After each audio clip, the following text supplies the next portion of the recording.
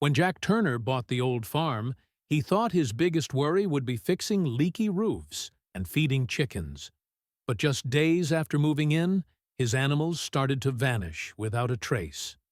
What he didn't know was that something much bigger and far more dangerous was already living on his land. Jack Turner had always dreamed of owning a farm.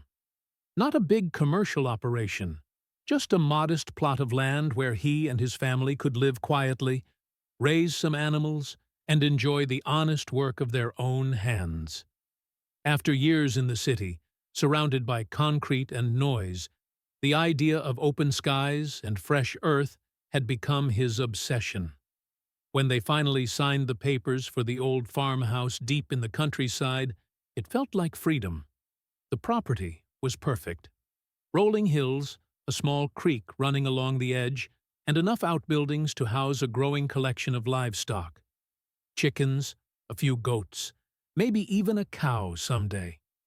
Jack could see it all in his mind, and for the first few days, everything went according to plan.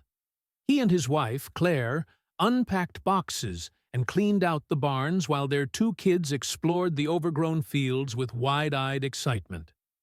The family dogs barked joyfully as they chased each other through tall grass, and the new flock of chickens settled comfortably into their coop. It felt right. Almost too right. On the fourth morning, Jack woke early, as any good farmer does, and stepped out onto the porch to greet the rising sun. The air was fresh, still damp with dew, and birds chirped in the distance. He took a deep breath, enjoying the moment. Then he noticed something odd. The chicken coop was unusually quiet. Normally, the chickens would be clucking and fussing at this hour, scratching around for breakfast scraps. But today, there was only silence. Jack's stomach tightened. Crossing the yard, he unlatched the coop door and peered inside. His heart sank. Two of the hens were missing. At first, he thought maybe they'd escaped. The coop had a few loose boards he'd meant to reinforce, but when he checked, everything was intact. No signs of forced entry, no feathers scattered across the ground, no blood, no tracks in the dirt. Just gone. Puzzled, he searched the nearby area. He looked under the shed, behind the woodpile, even checked the garden fence. Nothing. They must have slipped out somehow, he muttered, trying to convince himself. But deep down, a nagging worry gnawed at him. The next day, it happened again. Another chicken gone. This time, Jack knew something wasn't right. He spent the afternoon walking the perimeter of the property, inspecting the fencing, looking for any gaps or signs of predators.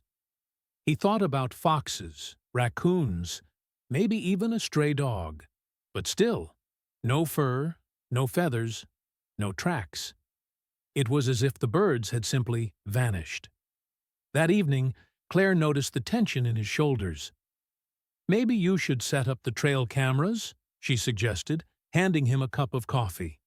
Jack nodded. "Yeah, good idea." He'd bought a few wildlife cameras back when they first moved in, planning to spot deer or the occasional wild boar. Now he positioned them around the coop and near the woodshed, hoping to catch the thief in the act. The following morning, Jack eagerly checked the camera footage, but there was nothing. No foxes, no coyotes, no signs of any intruder. The only thing captured by the cameras was the gentle swaying of grass in the night breeze. He felt a chill crawl up his spine. "What is this thing? A ghost?" he joked half-heartedly, though his unease deepened. 2 days later, it escalated. He found a young goat, one of the kids they'd been so excited about, missing from its pen. The enclosure was sturdy, the latch untouched. Gone, just like the chickens. But this time, there was a clue. Near the edge of the goat pen, where the morning dew had darkened the dirt, Jack noticed an odd trail. It was a long, smooth line pressed into the soil, winding through the grass like a dragged rope. No footprints, no paw prints, just a single, continuous streak. He crouched down, running his fingers along the mark. The earth was damp and slightly slimy to the touch, leaving a faint residue on his skin. "What the hell?" Jack murmured, rubbing his fingers together. It wasn't mud. It wasn't water. It was something else. A cold sensation prickled at the back of his neck. For the first time, a serious concern took root in his mind. Could it be a snake? But no, not here. Not something this big. Snakes were common enough in the region, sure. Small ones, harmless garden varieties. But this track was wide, and too smooth. Jack felt doubt cloud his thoughts. Maybe he was overthinking. Maybe it was something else entirely. An odd track left by machinery, or maybe a sliding fence panel. Still, he snapped a few photos with his phone, just in case. That night, Jack lay awake in bed, staring at the ceiling. His mind churned with unease, replaying the strange signs, the missing animals, the trail in the dirt, the eerie quiet that had settled over the farm. Claire, sensing his restlessness, rolled over. "You're thinking about it again, aren't you?" she asked softly. Jack exhaled, nodding in the dark. "I just don't get it," he admitted. "It's like something's watching us, something we can't see." Claire squeezed his hand. "We'll figure it out," she whispered. But even as she spoke the words, a faint, hollow sound drifted through the night air. A soft, dragging scrape, as if something heavy was moving through the grass just beyond the window. Jack sat bolt upright, heart pounding in his chest. Claire heard it too. They both held their breath, straining to listen. But the sound faded as quickly as it had come, swallowed by the silence of the night. Jack leapt from bed and pulled on his boots, grabbing the flashlight from the dresser. He stepped out onto the porch, scanning the darkness. Nothing. Only the creaking of the wind in the trees. Only shadows. Only questions. The next morning, Jack returned to the trail he had found by the goat pen. Overnight, the track had deepened, as though whatever had made it had returned. And lingered. He followed it cautiously, step by careful step, through the overgrown grass behind the barn, across the yard, and toward the old tool shed. As he approached, a sharp, metallic scent hit his nostrils, the acrid tang of fear. The trail disappeared beneath the base of the shed, into the dark gap between the boards and the ground. Jack knelt, peering into the shadowed space. It was too dark to see, but something in his gut twisted uncomfortably. He thought about reaching in with the flashlight. Then he thought better of it. His heart thudded as he backed away slowly. This wasn't over. Whatever was happening on his farm, it was bigger than he had imagined. And soon, he feared, it would come to light. The morning sun broke over the hills, casting long shadows across the farmyard. Jack Turner barely noticed the beauty of it. His mind was heavy with unease. He hadn't slept well. All night, he kept replaying the images in his head. The slimy trail near the goat pen, the silence of the missing animals, the strange noises outside their window. It didn't feel like random mischief from wild dogs or foxes anymore. It felt like something far more deliberate, something far more dangerous. Jack had to know.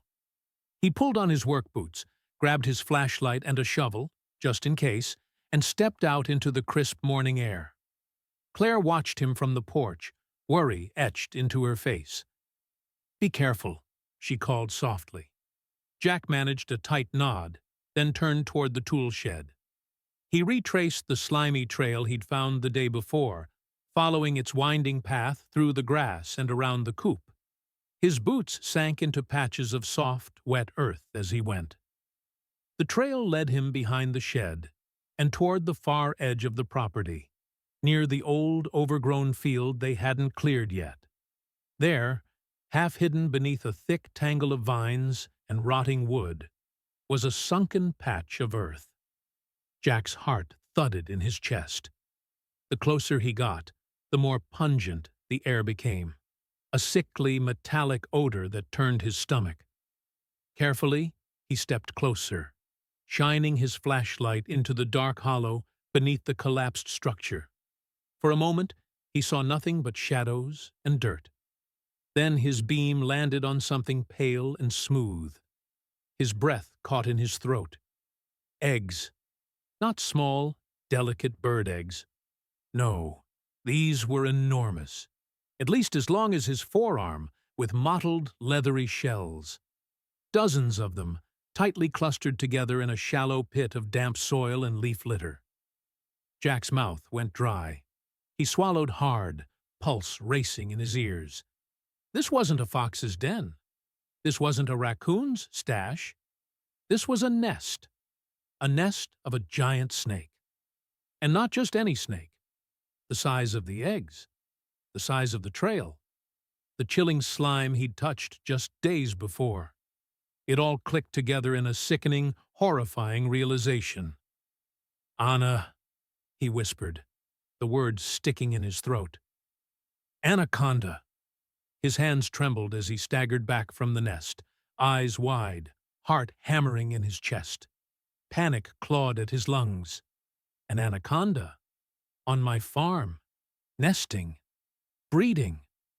The thought was almost too much to process. This wasn't just a rogue predator passing through. This was a mother guarding her young, a predator capable of swallowing full-grown animals, or worse. And she had chosen his farm as her nursery. Jack's mind reeled. The goats, the chickens, the vanishing animals had been feeding this monster, nourishing her and her growing brood. The realization sent a fresh wave of terror through him. He stumbled back, nearly losing his footing on the damp ground. His flashlight clattered from his hand, beam swinging wildly as it rolled into the nest itself, illuminating the grotesque clutch of eggs even more vividly. A sick, shuddering dread climbed his spine. He fumbled for his phone, snapped a few shaky photos, and dialed animal control with trembling fingers. As the line rang, his eyes darted around the clearing. The nest was here, yes. But where was she? The call connected. "This is Rural Animal Control. State your emergency," the voice crackled. Jack's voice came out in a harsh whisper. "It's Jack Turner. My farm. I found a nest. Giant eggs. I think it's an anaconda. You need to get here. Now." There was a pause on the other end, then the dispatcher's tone sharpened. "Anaconda? Sir, are you certain?" Jack's gaze fell once more on the grotesque mound of eggs. "Oh, I'm certain." Even as he ended the call, a noise behind him froze him in place. A soft, unmistakable rustle, the sound of heavy scales sliding over dry leaves. Jack's blood turned to ice. Slowly, inch by inch, he turned his head. Nothing. Just the wind in the trees, just the whisper of grass. But the silence felt unnatural, too heavy, too dense.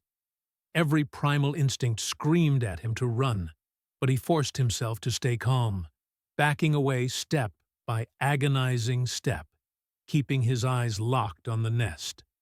If the mother had returned, he didn't want to trigger an attack. Sweat trickled down his spine. His breath came shallow and fast, but the clearing remained empty. For now. As Jack retreated to safer ground, his mind raced. The anaconda wasn't at the nest. She was out there, hunting. And worse, she might not be alone. A chill ran through him as he remembered something from a nature documentary he'd seen years ago. In rare cases, when a mother snake chooses a nesting site, Other females may also lay their eggs nearby, attracted by the same conditions. His stomach twisted at the thought. What if this wasn't just one snake? What if his entire farm had become a breeding ground?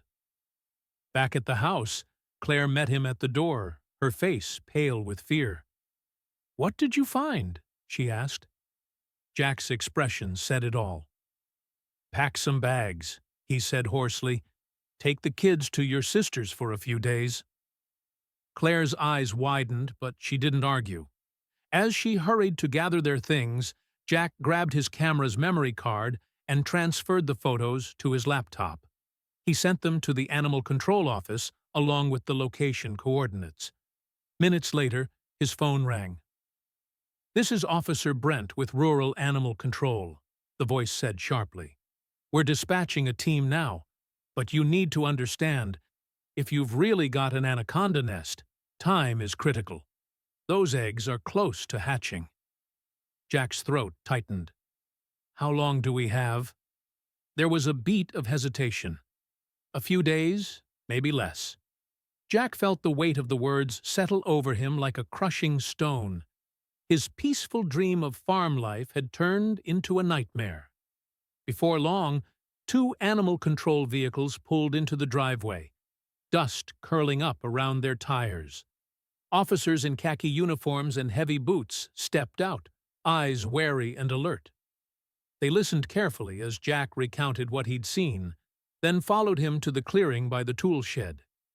When they saw the nest for themselves, their expressions darkened.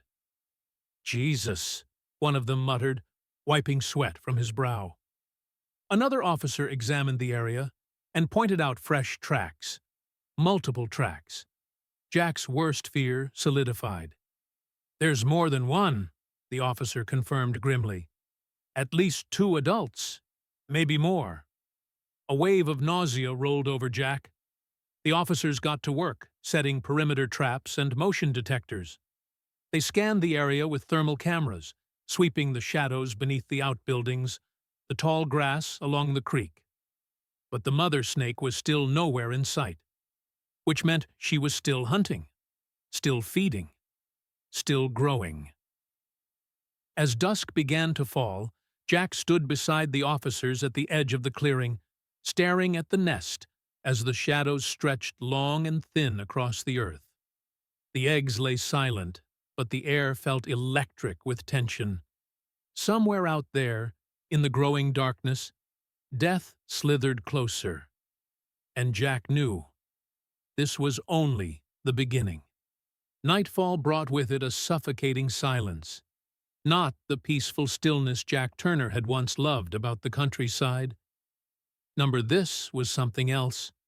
An oppressive, uneasy quiet that pressed against his chest and kept his breath shallow. He stood with Officer Brent and his team near the edge of the clearing, their flashlights cutting through the darkness like thin, nervous beams. Thermal scanners blinked in their hands, flickering with ghostly silhouettes of animals in the distance. Rabbits, rodents, harmless things. But they were all fleeing. "Notice how empty it feels out here?" Brent muttered under his breath.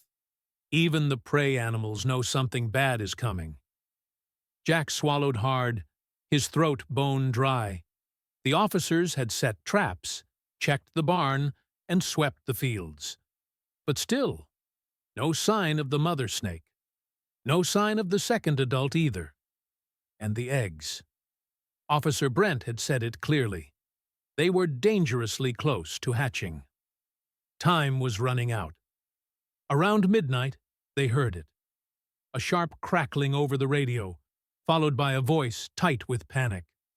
Movement near the livestock pens. Repeat, heavy movement. Jack's heart lurched. The pens, the last of his animals. He sprinted toward the noise with Brent and 2 other officers close behind. The beam of his flashlight jittered as he ran, bouncing wildly across the shadows of the barn. A horrible scene awaited them. The second anaconda, easily 20 feet long, had found her way into the goat pen. She had coiled her massive body around one of the older goats constricting it with terrifying force. The poor animal bleated weakly, eyes wide with fear, legs kicking helplessly against crushing power. Without hesitation, Officer Brent raised his tranquilizer rifle and fired. The dart struck true, embedding in the snake's thick neck. But she didn't release, not immediately. She thrashed violently, slamming her powerful body against the wooden fencing, splintering it to pieces. Jack leaped back as a heavy coil crashed into the fence post inches from his leg. "Get back!" Brent shouted. They watched in horrified awe as the tranquilizer finally took effect. The giant snake's movements slowed, her grip loosening around the goat until, at last, she slumped to the ground, unconscious. But the victory felt hollow. "She wasn't hunting for herself," Brent murmured grimly. "She was feeding the nest." A chill ran through Jack. If one snake had been out here hunting, where was the other? As dawn began to break, casting a pale gray light over the farm, their radios crackled again. "Nest site! Urgent! Nest site!" Jack's stomach dropped. They raced back to the clearing, stumbling over roots and uneven ground, adrenaline screaming through their veins. When they arrived, the scene that met them was worse than any nightmare. The mother snake had returned, and she wasn't alone. Tiny shapes writhed around her, dozens of them. The eggs had hatched. The babies, already instinctively aggressive, slithered over each other in a seething mass of scales and hunger. Some scattered into the grass, their slender bodies disappearing into the undergrowth. Others followed the scent trail left by their mother. One of the officers cursed loudly, raising his net and trying to scoop the newborns back toward the pit. But there were too many. Far too many. The officers worked fast, but every time they caught one, two more slipped past. The mother snake, sensing the intrusion, reared her massive head and let out a chilling hiss that vibrated in Jack's bones. Her eyes locked onto him, predatory, cold, terrifying. Then she struck, a blur of motion, faster than Jack thought possible for a creature of her size. Brent tackled Jack out of the way just in time, the snake's jaws snapping shut mere inches from where Jack's leg had been. "Move!" Brent barked. The officers opened fire with tranquilizer darts, hitting her 3 times before she finally recoiled, thrashing furiously, smashing aside branches and equipment. In her rage, she crushed one of the motion sensors beneath her coils. The officers redoubled their efforts, corralling the hatchlings and pumping more tranquilizers into the mother. At last, with a final shuddering hiss, the anaconda slumped to the earth. Silence fell over the clearing. Except for the shallow, rhythmic breathing of the tranquilized giants and the occasional soft rustle of hatchlings squirming in their holding crates. Jack collapsed to his knees, sweat pouring down his face. It was over. Or so he thought. Later, as the sun climbed higher and the animal control trucks prepared to leave with their cargo of serpents, Brent pulled Jack aside. "We'll clear the nest," he promised. "We'll make sure every egg and hatchling is accounted for." But his expression was troubled. "There's something you should know," Brent continued. "Our thermal scans, they picked up another heat signature. Large, moving north along the creek." Jack's heart skipped a beat. "Another one?" Brent's grim nod confirmed his worst fear. "Looks like the mate. She might have been scouting another nest site. We're not sure yet." Jack's shoulders sagged under the weight of exhaustion and dread. It wasn't over. Not entirely. Over the next few days, a full sweep of the property was conducted. Traps were set, patrols maintained, and reinforcements called in from neighboring counties. The hatchlings were removed, the nest destroyed, and the 2 captured adults transported to specialized containment facilities. Jack and his family, though deeply shaken, returned to their home. But things were not the same. The dream of peaceful farm life had been fractured, replaced by lingering wariness. Every time Jack walked the property, he caught himself scanning the shadows, watching for the telltale ripple of scales through the grass. And then, one morning, weeks after the nightmare had ended, Jack stepped out onto his porch and noticed something strange. A faint line in the dirt, smooth, sinuous, fresh. His blood ran cold.